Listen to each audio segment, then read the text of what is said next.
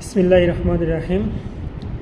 সুপ্রিয় দর্শক শ্রোতা, আগামী দিনের আইনজীবী ভাই এবং বন্ধুরা, আগামী 22 তারিখ রোজ শনিবার সকাল 9টা থেকে দুপুর 1 পর্যন্ত 4 ঘন্টা ব্যাপী বাংলাদেশ বার কাউন্সিল কর্তৃক আয়োজিত রিটেন পরীক্ষা অনুষ্ঠিত হবে।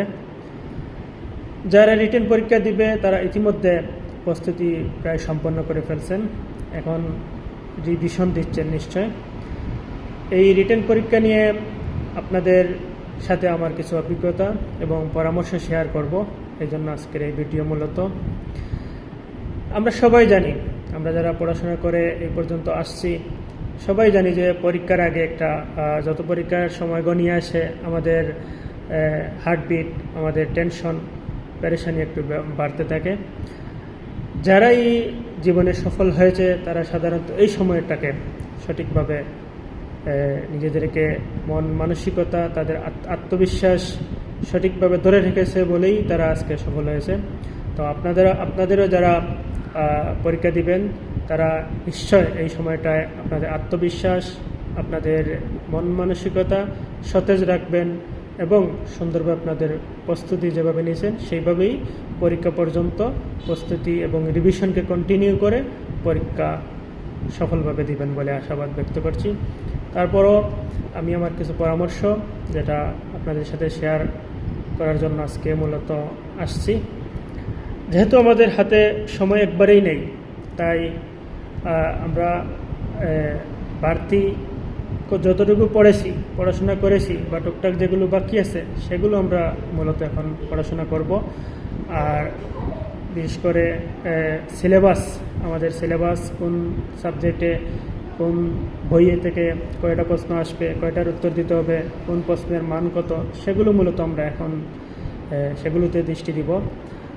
যেটা 20 মার্কসের পরীক্ষা, সেটা 20 মার্কসের জন্য আমাদের 4 ঘন্টার মধ্যে কত সময় আমাদের দিতে হবে। যেটা 15 মার্কসের পরীক্ষা, সেটাই কতটুকু সময় দিতে হবে, সেগুলো একটু মাথায় রেখে আমাদের মূলত পরীক্ষার হলে বসতে হবে।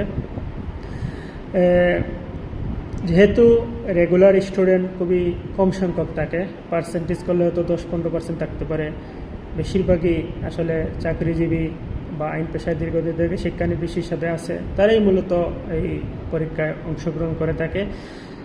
রেগুলার স্টুডেন্টের একটা হয়তো লেখালেখির অভ্যাস থাকে, এই জন্য হাতে স্পিড থাকে। আর যারা রেগুলার না, তাদের লেখালেখি অনেকদিন থেকে না থাকায়, অভ্যাস না থাকায় হাতের স্পিডটা একটু কম থাকে, পরীক্ষায় তারা সঠিক 4 ঘন্টায় ফুল 100 মার্কসের আনসার করতে পারে না। এটাও অকৃতকার্য হওয়ার একটা অন্যতম কারণ হয়ে থাকে। তো আপনারা যারা রিটেন পরীক্ষায় অংশগ্রহণ করবেন এবং প্রস্তুতি নিচ্ছেন, আপনারা বেশি বেশি করে লেখেন, পড়ার চেয়ে লেখায় সময় বেশি দেন, হাতের স্পিড বাড়ান। পরীক্ষার হলে গেলে দেখবেন অনেক কিছু আপনার মনে পড়তেছে, কিন্তু সময়ের অভাবে লিখতে পারতেছেন না, বা ফুল প্রশ্ন ছেড়ে আপনি 20 মার্কসের জন্য যেটা 7 পৃষ্ঠা 8 পৃষ্ঠা লেখার কথা, সেটা আপনি 5 পৃষ্ঠা লিখতেছেন হাতের স্পিড কম থাকার কারণে।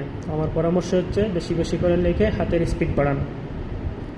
তারপর হচ্ছে পরীক্ষার হলে সময় মেনটেন, যেটা আমি বলছি 20 মার্কসের জন্য যেটা 20 মিনিট সময় দেওয়া দরকার, সেটা আধা ঘন্টা সময় দেওয়া দরকার, বা 40 মিনিট সময় দেওয়া দরকার, সেটা 40 মিনিট দেন।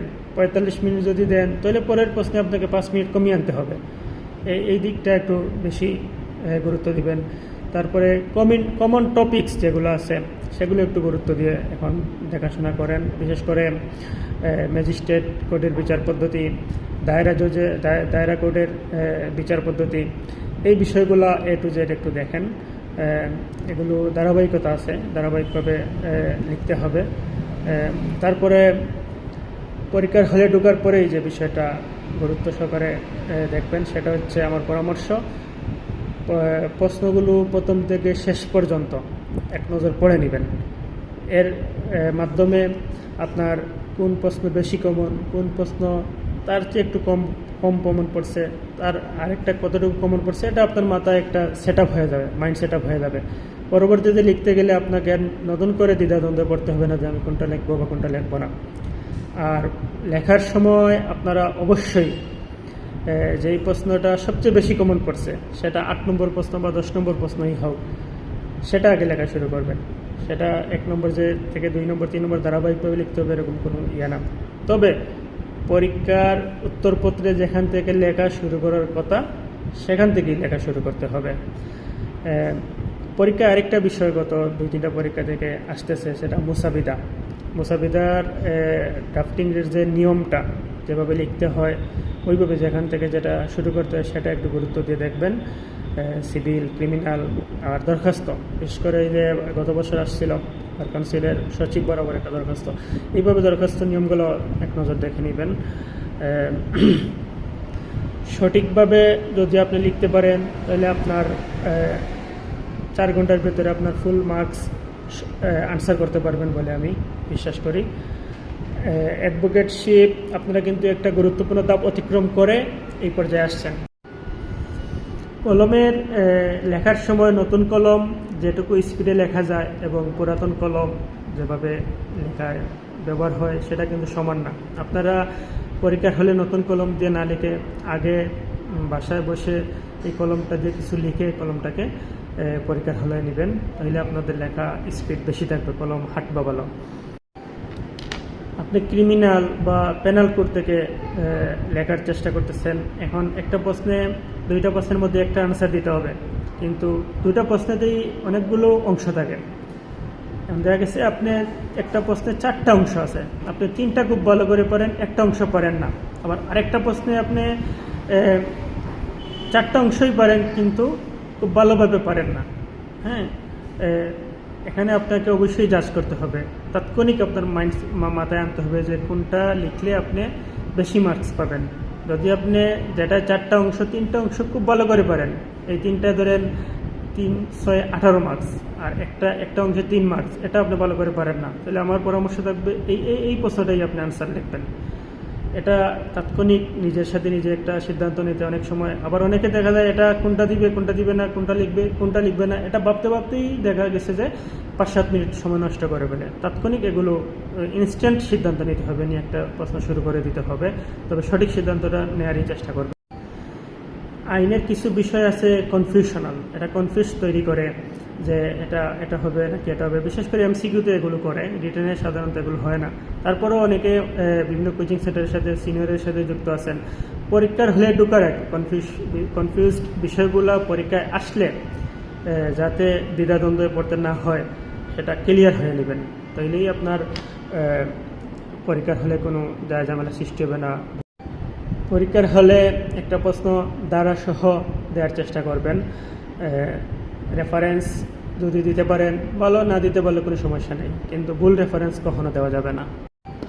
এভাবে যদি আপনি সময়কে মেনটেন করেন, ঘড়ি দেখে আনসার লেখা শুরু করে, পরীক্ষার হলে ঘড়ি থাকে বা হাতে যদি হাত ঘড়ি অবশ্যই নিতে দেয় না, যদি নিতে পারেন তাহলে সেটার দিকে লক্ষ্য রাখবেন, নাহলে পরীক্ষার হলে একটা সামনে ঘড়ি থাকে সেটার দিকে লক্ষ্য রাখবেন। প্রতিটা প্রশ্ন লেখা শেষ করার আগে ঘড়ির দিকে তাকাবেন যে আপনি টাইমের ভিতরে শেষ করতে পারছেন কিনা না, তাহলে কিন্তু আপনার লাস্টের টাইমের গেরাগলে পড়তে হবে না। যদি আপনি টাইমের ভিতরে কোনো প্রশ্ন 1 ঘন্টা সময় নষ্ট করে ফেলেন, অথচ এটা 40 মিনিট লাগানোর কথা ছিল, তাহলে পরের প্রশ্নগুলোতে আপনার সময় 5 মিনিট করে সেভ করে কিন্তু সঠিক সময়ের মানদণ্ডে নিয়ে আসতে হবে, নাহলে কিন্তু লাস্ট প্রশ্নে দেখা গেছে যে আপনার 40 মিনিট দরকার আছে, মাত্র 20 মিনিট, সেখানে আপনি কিন্তু ফুল আনসার করতে পারবেন না, করলেও সেটায় এত বেশি মার্কস পাবেন না। এটা হচ্ছে কিন্তু একটা গুরুত্বপূর্ণ বিষয়। আর আপনাকে 50 মার্কস পেতে হবে ভাইবার জন্য এলাও হতে হলে, সেই চিন্তা মাথায় রেখে আনসার করতে হবে। আপনাকে 150-এর নিচে যাতে আমাদের মার্কস না আসে, 50-এর উপরে আমরা পাই, সেইভাবেই আমরা আনসার করব। এইভাবে যদি আমরা আমাদের সময়কে কাজে লাগিয়ে পরীক্ষার হলে 100 মার্কসের আনসার করে আসতে পারি, তাহলে কিন্তু আমরা ইনশাল্লাহ কাঙ্ক্ষিত সফলতা অর্জন করতে পারবো।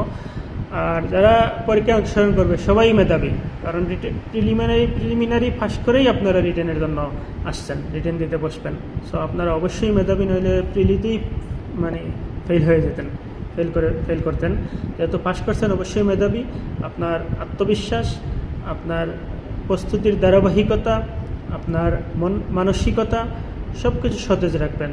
আমি পারবো কি পারবো না, আমি মনে পড়বে কি পড়বে না, সব কিছু পড়ার সময় দেখা যায় পারি, পড়া থেকে বন্ধ করলে দেখা যায় কিছুই মনে নাই। অনেক ভাই, বড় ভাই, বন্ধু, ছোটো ভাইরা ফোন দিয়ে এটা জিজ্ঞেস করে যে কিছুই মনে থাকে না। আসলে একটা বয়স পর্যন্ত আমাদের মুখস্থ বিদ্যা থাকে, এরপরে কিন্তু আসলে সেটা মুখস্থ বিদ্যা আর তেমন কাজে আসে না। আমাদের অভিজ্ঞতা, আমাদের নিজেদের যে দক্ষতা, সেগুলো থেকেই লিখতে হয় সাধারণত। আর ম্যাক্সিমামই আমি বলেছি যে দেখা গেছে যে 40-50 বছর বয়সও বার কাউন্সিলের অ্যাডভোকেটশিপ পরীক্ষা দিতে পারে, সুযোগ আছে, এই জন্য দেয়। তাদের স্মরণশক্তি একটু তুলনামূলক কম থাকবে, কিন্তু পরীক্ষার হলে গেলে দেখবেন একটা প্রশ্ন লেখার পরে দেখবেন যে আপনার হাত খুব চলতেছে, লেখে আর শেষ করতে পারতেছেন না। তারপরে সময়ের কারণে সব কিছু মনে থাকার পরে দিতে পারতেছেন না, ছাড়তে হচ্ছে, ইচ্ছা করে ছাড়তে হচ্ছে, আনসার শর্ট করতে হচ্ছে সময়কে মেনটেন করার জন্য। সো মনে পড়বে কি পড়বে না, পারবো কি পারবো না, এইসব মাথা থেকে একবারেই ঝেড়ে ফেলেন। আমার পরামর্শ, কনফিডেন্স, আপনাদের কনফিডেন্সটা ধরে রাখবেন, কখনো নিজেকে হতাশ করবেন না, তাহলে কিন্তু আপনি ফেল করার আগেই, পরীক্ষায় বসার আগেই ফেল করে ফেলবেন। আপনাদের সবার কাঙ্ক্ষিত সফলতা এবং পরীক্ষায় কামিয়াবি অর্জন করতে পারেন, সেই দোয়া করে আমার আজকের ভিডিও শেষ করছি। ধন্যবাদ সবাইকে। আল্লাহ হাফিজ।